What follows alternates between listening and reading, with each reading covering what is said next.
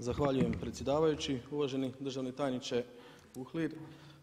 Mogu se djelomično složiti s vama da ovaj zakon zapravo ne služi za poticanje poduzetnicima, da to rade drugi zakoni. Međutim, on bi trebao pomoći jedinicama lokalne samouprave i ne vidim razloga zbog čega im uzeti taj alat iz ruku. Naime, konkretno nemogućnost ukidanja ili ukidanja u jednome dijelu, odnosno oslobađanja od plaćanja doprinosa komunalnoga i naknade je puno jednostavniji način nego da jedinice lokalne samouprave mijenjaju zone i mijenjaju koeficijente. Također, konkretno što se tiče članka 91.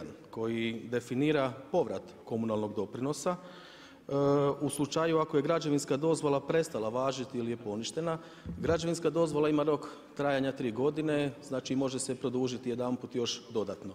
Sredstva se uglavnom odmah uplaćuju i taj komunalni doprinos prihod je proračuna jedinica lokalne samouprave koji služi za financiranje građenja i održavanja komunalne infrastrukture.